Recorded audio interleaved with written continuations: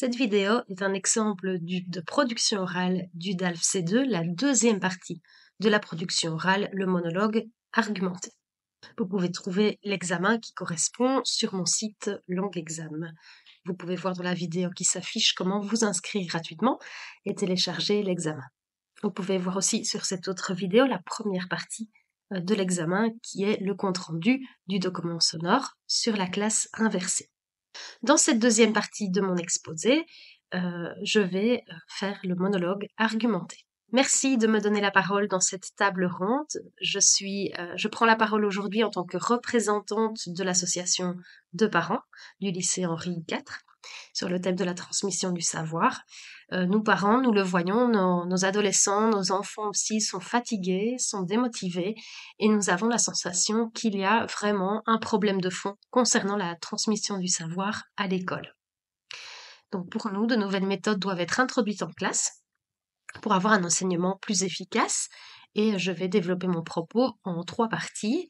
La question de la motivation, la question de la technologie et de la formation.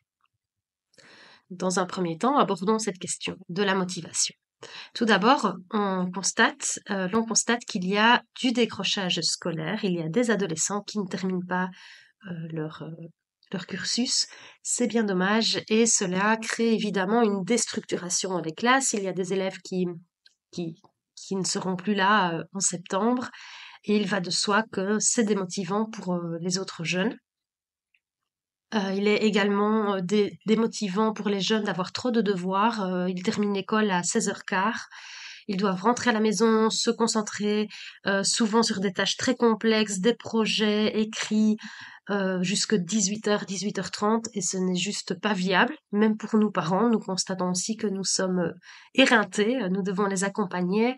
Parfois, nous devons faire appel à des professeurs particuliers, ce qui évidemment crée des inégalités entre les étudiants aussi. Et c'est un aspect financier qui est important. En outre, nous considérons que les élèves, nos enfants nous le disent, sont démotivés d'écouter le professeur, démotivés aussi d'écouter leurs parents quand on les assiste dans les devoirs ou le professeur particulier. Voilà, nous pensons que c'est bien plus intéressant, par exemple dans le cadre de la classe inversée, d'avoir des capsules vidéo, puisque nos enfants peuvent être maîtres à ce moment-là de la théorie, de leur apprentissage théorique. Les professeurs aussi sont désemparés en classe face à cette démotivation. Nous dialoguons beaucoup, nous parents et enseignants, et nous savons que la classe inversée, quand elle a été testée, a bien fonctionné dans les classes. Deuxièmement, dans cette deuxième partie de mon propos, je vais donc évoquer la question de la technologie. La technologie, elle est motivante pour nos adolescents. C'est sûr qu'elle rend tout un petit peu plus dynamique. Par exemple, mes propres enfants aiment bien voir leur professeur derrière l'écran, ça les fait beaucoup rire. Donc c'est plus rapide, nous pensons, plus efficace. Ils peuvent revoir la vidéo dans le cadre toujours de la classe inversée 2 fois, revenir en arrière, regarder quand ils veulent, cela offre plus de flexibilité.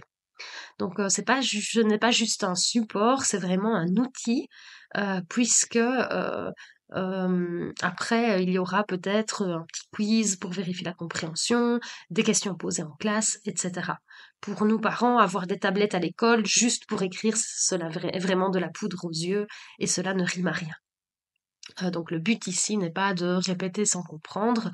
En classe, l'enseignant pourra vérifier cette compréhension et les élèves pourront poser leurs questions. Dans cette dernière partie, je souhaiterais mentionner la question de la formation. Les professeurs, nous pensons, vont être plus motivés avec de nouvelles méthodes, comme la classe inversée. Ils nous le disent.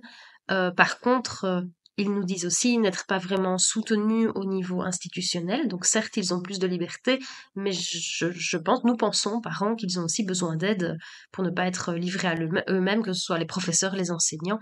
Donc là, il faut quand même qu'il y ait de la communication et que la manière de proposer les capsules vidéo ou la théorie à la maison soit bien adaptée à chaque classe. Sinon, il y a des risques d'avoir des cours de qualité différentes. Voilà, et donc cela serait dommage.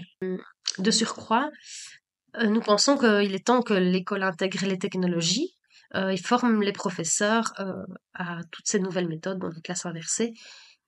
Voilà, j'ai déjà parlé précédemment de la question de la motivation, de l'aspect plus psychologique. Et nous aussi, parents, parce que finalement, il y aura ces supports, ces outils.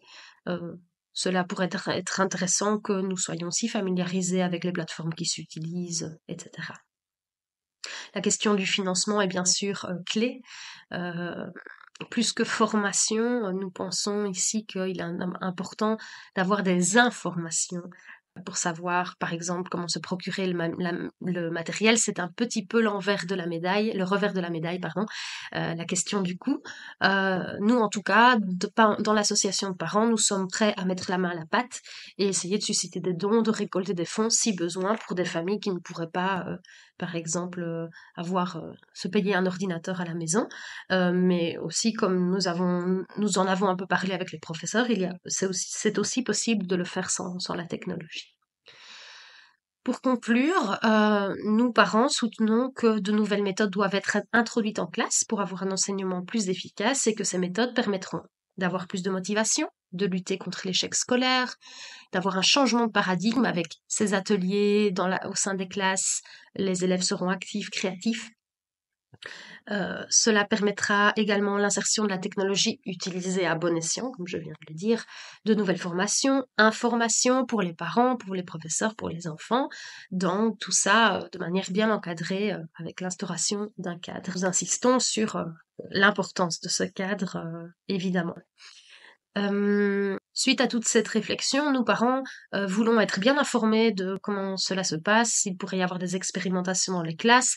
Cela ne doit peut-être pas être instauré partout, de la même manière, rapidement. Voilà. Nous sommes en tout cas ouverts à l'échange, à la conversation.